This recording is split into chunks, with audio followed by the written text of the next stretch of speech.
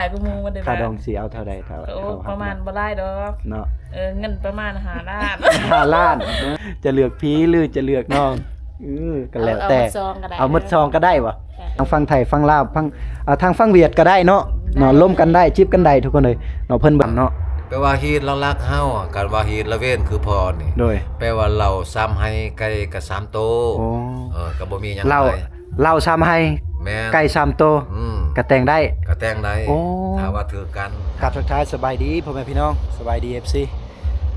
เอาตอนนี้คมมาโดยที่ว่าบ่ได้ใส่หมวกก็รู้สึกแบบมันแปลกๆหน่อยนึง เพราะว่าหมวกเฮาก็เอาไว้ในกระโปรงกระเป๋าเลยก็เอาออกยากทุกคนเลย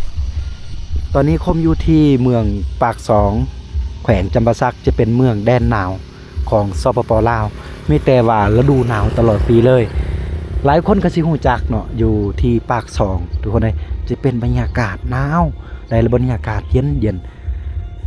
อากาศซ้ำนี่ทุกคนมืดๆครึ้มๆท้องฟ้าอากาศได้แต่ว่าทามว่าอยู่สารวัตรเฮาสามารถเบิ่งเห็นได้จะเป็นท้องฟ้านี่เนาะแจ่มใสญี่ปุ่นก็จะเป็นอยู่แขวงสารวัตรเมือง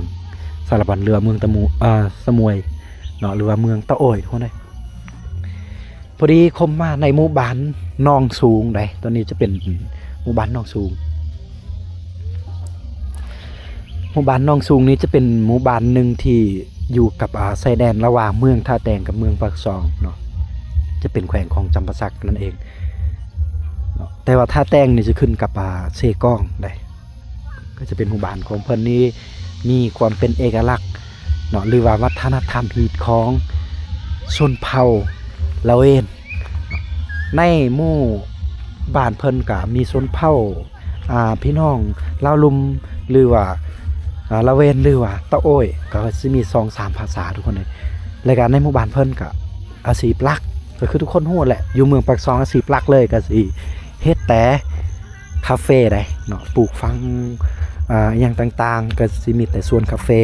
ขายส่งออกประเทศพุ่นแหละจะเป็นเมืองโด่งดังเนาะเอาบ้านนี้คมอยู่ในหมู่บ้านแห่งนี้จะเป็นชนเผ่าละเวนการปากการเว้าก็แน่นอนอยู่แล้วโบคือกับชนเผ่าปะโกะและชนเผ่ากระโดหรือชนเผ่ากระตูอยู่ที่แขวงเซกองทุกคนเลยนี่เฮือนซานบ้านแปลนกันยังมีแบบความเป็นเอกลักษณ์ความเป็นดังเดิมของชนเผ่าละเวนและก็เฮือนซานของกระเจ้าก็จะมีการเปลี่ยนตามยุคตามสมัยนั่นแหละ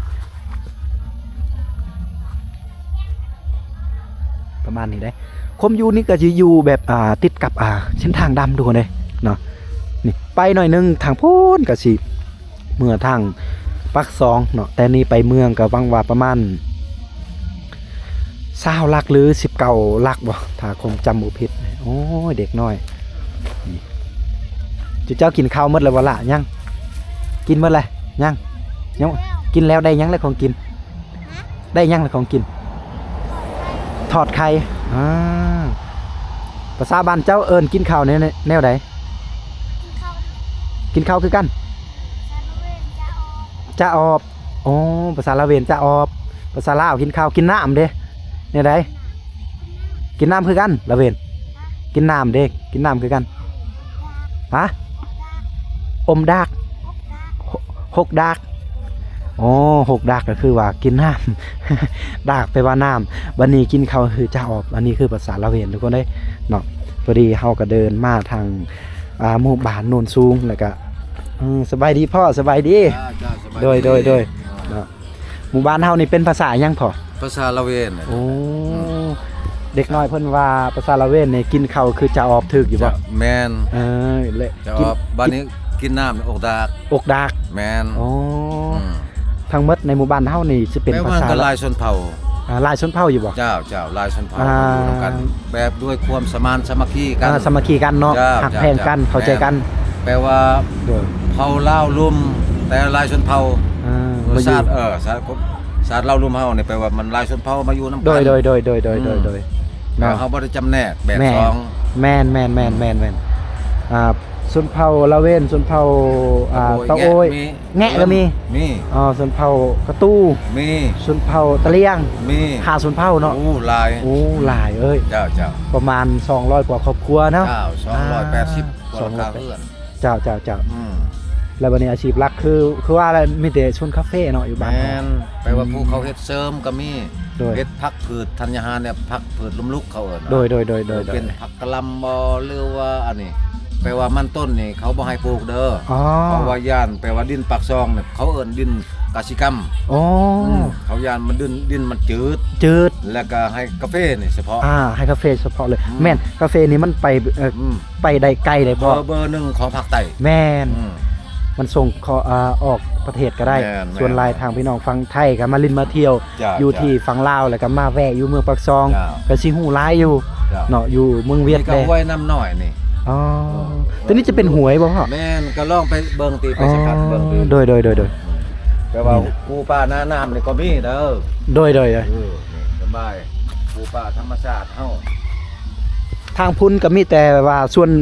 คาเฟ่ของชาวบ้านเฮาเนาะ แม่น อ๋อนี่จะเป็นลำธารทุกคนเลยน้ำไหลใส่สวยได้เนาะนี่ นี่พอแปลว่า โถ่ ได้เกตได้ปรับให้มันสะอาด โดย จังว่าให้รถมันจก โดย ให้รถจกแล้วก็แป้งให้น้ำไหล แม่น ให้สว่าง แม่นบัดนี้น้ำของชาวบ้านเฮาใช้นี่น้ำประปาบ่หรือว่าน้ำบาดาลหรือว่าน้ำห้วย น้ำบาดาลเนาะ น้ำปลาก็มี น้ำประปาก็มีอยู่บ้านเฮา เจ้า แล้วก็ยังบางคนก็ยังใส่แบบน้ำแบบนี้ก็มี แนแปลว่าคันว่าสิล้างนั่นล้างนี่เฮาเนี่ยก็ใช้น้ำห้วยธรรมชาติก็ได้ โดยอาบก็ได้เนาะ อาบก็ได้ อ๋อแม่นนี่แหละอยู่ที่บ้านนนท์ มีเวลาก็มายามเรื่อยๆเด้อลูกเด้อ เจ้าพ่อความหมายของบ้านน้องสูงนี่ความหมายแนวใดก็เจ้าจึงตั้งหลักตั้ง น้อสูง อันนั้น แต่ก่อนนี่เฮาอยู่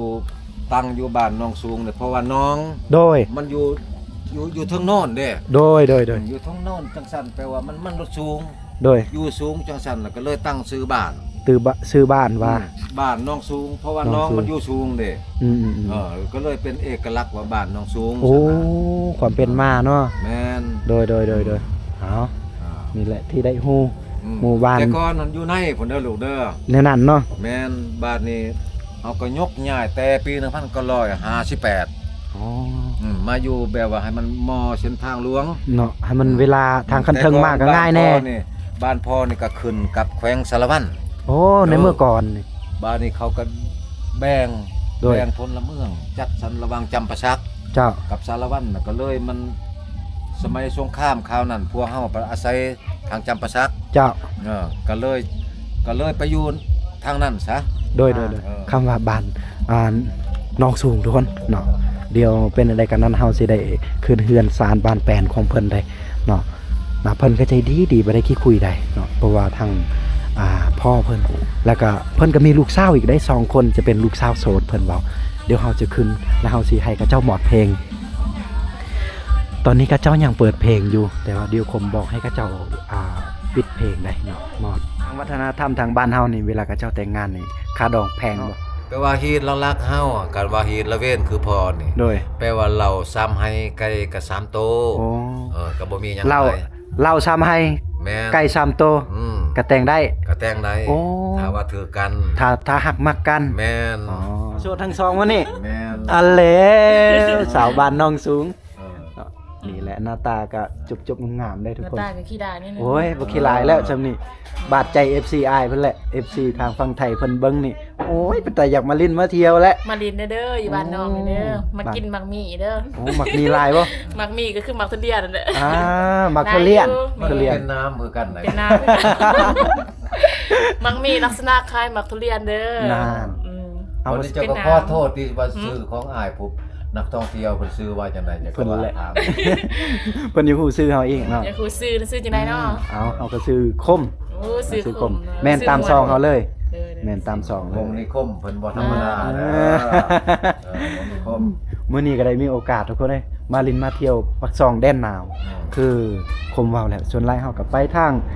ดักจึงก็ลืมตะโอดสมวยแล้วก็เซกองบางทีก็มาทางสวรรณเขตมาทางขมวนแน่เนาะแต่ว่าได้มีโอกาสครั้งหนึงจะเป็นครั้งทำอิฐเลยได้ได้มาลินคือว่าบุญวาสนาเนาะได้เห็นผู้สาวงามแล้ววันนี้นางชื่อได้ก็นางกุ้ง สู้ได้บ่ สู้ได้บ่อะไรวะอันนี้นางกุ้งเลยนี่นางยังเด้ นางเด้อน าง เด้อ คือ ควันตา แม่น สิควันตาFC บ่ มี เนาะ ผู้ดีเป็นเอื้อยเด้อ เอาเป็นเอื้อยบ่ แม่นผู้ดีเป็นน้อง เป็น แสผู้สาวพอดีเนาะกำลังสิสร้างครอบสร้างครัวแล้วบัดนี้เนาะ แม่ เออดินล้นแล้ววันนี้ อ้า อ้าว ว เบิดแถวกองแถวเลย เพื่อนกันน้อยๆเด้อ อันนี้จะเป็นเฮือนเจ้าบ่ละ แม่ เฮือนอยู่น้ำพอน้ำแม่เนาะ แม่เพื่อนนั่งน้อย บ่น้อยแล้วตอนนี้ เพื่อนบ่น้อยแต่ว่าใจกว้างก็อยู่ได้อยู่เนาะพ่อเนาะ หวังเด้อถามมานะมาเที่ยวเด้อเมืองปักซองบ้านน้องสูงนี่เด้อ เลย มาเที่ยวอีปากพี่แล้วมันยังเนาะ อืม มาหายุ่ง มาหายุ่ง บ้านน้องมียุ่งหลาย โอ้นก็เดียวว่าบ้าน มาพี่กุ้งมาพี่กล้วย นี่เอ็มฝากนี่นะ อันนี้ก็แนมกองนี่ล่ะเนาะเนี่ยมันนี่ผู้สาวโสดทั้งสองเลยแม่นบ่โสดในหมู่บ้านบ้านนอกสูง บ้านน้องสูงเนาะกี่หลายกูมูมันเด้อ ค่าดองสิเอาเท่าใดเท่า โอ้ประมาณบ่หลายดอก เนาะ เงินประมาณ5 ล้าน 5 ล้าน5 ล้านกีบบ่5 ล้านกีบกับพ่อแต้ง กิ นี่ น แห ก็ ละ ได้ เพราะว่าเดี๋ยวนี้เขาอาศัย 5 ล้านกีบโอ้นี่แหละเราจะพาทุกคน มีแม่นเขาเอิ้นว่าอันนั้นชายแดนของบ้านน้องสูงชายแดนของเซกองกับปักซองนี่มันบ้านสุดท้ายเด้อ บ้นนอกสูงเนี่ยสายแดน โอ้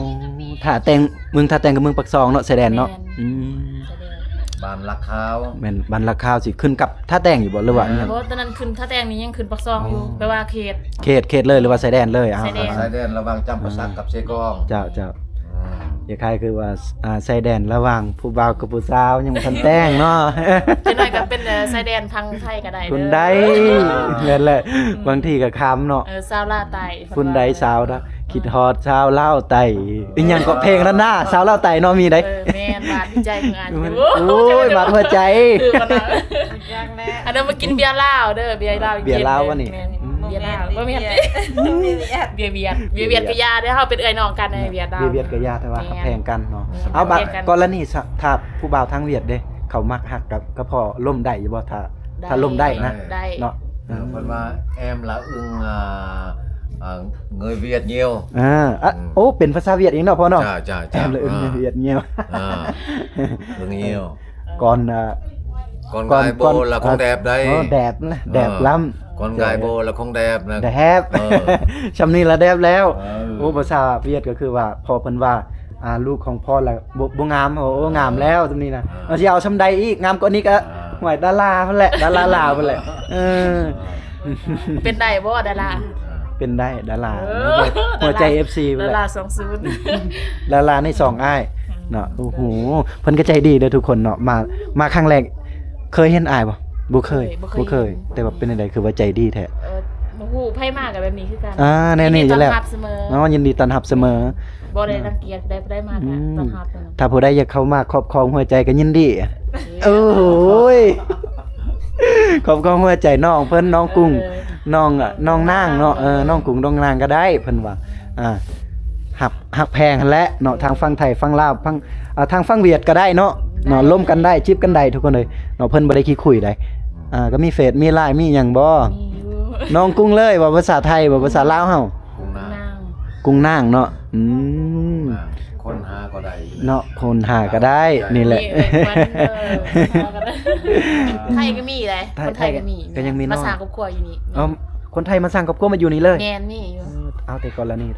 ถ้ามีคนไทยเขาอยากมันดูแลว่าสันซ่าอนาคตเขาอยากมาอยู่ก็ได้วะในบ้านเรา ได้สิเป็นยัง หรือว่าอีกอันหนึงก็คือ เขาอยากแต่งงานตามกฎหมายและมาอยู่บ้านเขาเลยก็ไปอยู่ได้บ่นำไทย ได้คือกันนั่นก็ได้คือกัน ในนั้นก็ได้เนาะ แมน ในนั้นก็ได้คือกันอิงตามเนาะบางทีสะดวกทางพูนสะดวกทางนี้ทุกคนได้ก็แม่นได้ทางนี้ก็ FC ทางฝั่งไทยกับลายเนาะก็จะมาลินมาเที่ยวเนาะ ได้แต่ว่าบ่เคยมานี่จักเทื่อ บ่เคยมาแว่จักเทื่อ ให้มาแวนะเด้อมาดินมาเที่ยวนะเด้อ แม่นแหละอะไรคือเขาเว้าแหละของดีมันมีน้อยคนงา ข ม องดีนี่ซอกยากเลย สอกยาก กำลังพอ โอ้ยกำลังพอแม่นแล้วทุกคนเนาะปากหวานมันมีกำลังพอนี่แหละครั้งแรกนี่แหละปากหวานปากม้วนคือเจ้าล่ะส่วนหลายเฮาก็สัมผัสธรรมดาเนาะเป็นกันเองแหละ แต่ว่าคนดีคือน้องนี่โอ้ยหายากแล้วเนาะอนาคตพุ่นแหละทุกคนเอ้ยเนาะอ้าวโอ้ยมันแนมกองนิดนี่นางนี่นะเพื่อนใกล้ๆกันว่าเป็นพี่น้อง เอ้ยน้อง เอ้ยน้อง คิงเฮ็ดอยู่กันนางเดียวกัน จะเป็นพ่อแม่เดียวกันเลย แม่น โอ้ยพ่อแม่เดียวกัน นี่โน่ นี่เพิ่นนี่เป็นเอื้อย นี่ โสดทั้งซองที่เขาว่าแหละ สุด รักใครใจก็เจ็บนะจะเลือกพี่หรือจะเลือกน้อง ก็แล้วแต่ เอาหมดซองก็ได้ เอาหมดซองก็ได้ว่าสิเลือกเอื้อยบ่สิเลือกผู้เป็นน้องเนาะเอาเอื้อยก็ได้เนาะ เอาน้องก็ได้ เอาน้องก็ได้อันแหละนั่นแหละทุกคนเนาะนั่นแหละผู้สาวโสดโอ้โหเดี๋ยวจะพาย่างลิ้นหมู่บ้านเพิ่นได้จักหน่อยได้ทุกคนบางทีมื้อหน้ามื้อไหนเพิ่นแหละเฮามีโอกาสก็สิไปเบิ่งสวนเนาะไปยามสวนเนาะ นาก่อนสิพาไปเล่นเด้อ โดย คันว่าวันนั้นอยากไปเห็นแบบสวนแล้วก็อยากเห็นแบบว่าสิ่งของที่ว่าปลูกสร้างไว้ก็ฝากติดตามนี่เด้อ โดย ฝากกดไลค์กดแชร์นี่ เจ้าโอ้โห ได้สิพาอันนั้นไปเที่ยวส้มแถวบ้านแล้วก็พาไปดินสวน โดย ได้ไปดินทะตาดอีก โดยโอ้ ไปส้ม มีตาด ธรรมศาสตร์มี อ๋อ ไปดินธรรมศาสตร์แล้วสิพาไปเห็นแบบชาวบ้านนอกเฮายังมีหลายคนอยู่ที่ว่าอยู่สวนเนาะ โดยโอ้เข้าใจ อย่าลื ดี ม แท้ ฝากติดตามเด้อกดไลค์กดแชร์ให้แน่ โดยนี่เป็นกำลังใจน้องๆเพิ่นแน่น้องกุ้งกับน้องนางเนาะคือบ่ตั้งชื่อน้องกุ้งน้องปลาเลย มีแล้วน้องชายซื้อป้าเด้ ชื่อมีน้องชายชื่อป้าแล้ว แม่น ก็สิมีน้องนางน้องกุ้งน้องปลาน้องเพิ่นแหละมีหลายแหละ ฝากติดตามเด้อสิพาไปดิน โดย บ้านตรงสุยเด้อเมือง โอ้ นั้นเมืองนั้น เมืองสารวัตรเนาะ แม่น ตรงสุยม่วนอยู่บ่ ม่วนนะ แข็ง แข็งสารวัตรแข็งสารวัตรเมืองเรางามแม่นบ่พอแม่น โอ้ สิพาไปดินตาดมีตาด3สันมี4สันมีหลายตาดสิพาไป โดย เที่ยวเด้อ สิพา ฝากติดตามแน่ สิพาไปไผไปแล้วนี่ พา FC วะ FC ไปเบิ่งฝากติดตามแน่คันว่าอยากเห็นว่าบ้าน แม่น น้องเป็นจังได๋หั่นนะ เนาะก็มาได้เนาะ ส่วนนายมีแต่เพิ่นไปเขตอื่นให้มาเบิ่งเขตปักซองนี่เด้อว่ามีแหล่ง อือหือ ท่องเที่ยวหลายที่สุดตอนนี้ ปากซองกับ แม่น มีรักแท้คือกันเนาะ มีการเกิดว่าปักซองมันเมืองคนจริงใจเด้อ ผุนได้ปากซองเป็นเมืองคนจริงใจแม่นได้ทุกคนอ่ะ แม่น ถ้าผู้ใดอยากพบรักแท้ต้องมาแวะ บ้านน้องสูงกับปักซอง นั่นนะ โอ้โหยทุกคนเอ้ยขอให้ได้คือเว้าได้เด้อเนาะทุกคนเอาขอขอบใจน้องเพิ่นหลายๆเนาะที่ได้มาลินแล้วก็ต้อนรับทางทีมงานเฮาในมื้อนี้ได้หวังว่าโอกาสหน้า FC แล้วก็บ่ว่าทางลาวทางพุ่นแหละทางเมืองทางแขวงแหละก็ได้มาลินมาเที่ยวกันยินดีต้อนรับเสมอได้เนาะผมก็ยังหวังว่ามีโอกาส วงกาแฟวงนกแจ้ใน วงนกแจ้ในก่อนเอ้ย คนเวียดก็มีเลย เมื่อก่อนเวียดก็มีพอดีเพิ่นว่าพอละกินกาแฟนี่แหละกินน่ะน้ำชาหรือว่ากินน้ำกาแฟนี่เอ้าไอ้ก็คือพ่อของนางกรุงเนาะเป็นกันเองเลยเนาะบ่ได้ถือสาห ยิน ยัง ดีต้อน ฮั รั ก บ แพ เส ง มอเด้อ ให้ไปมาหาแวกันเด้อลูกเด้อ โอ้ยโดยเอาขอบใจทุกคนหลายๆอีกครั้งหนึงนะสำหรับได้รับชมหรือว่าได้เบิ่งได้เห็นในคลิปนี้แล้วก็ฝากให้เป็นกำลังใจน้องๆกุ้งน้องนางเนาะเทื่อหน้าเฮาจะได้มาแวะอีก อยู่ นะทุก บ้า คน น ปัก เอาก็อยู่ดีมีแหงเด้อร่ำรวยเด้อทุกคนบ๊ายบายทุกคน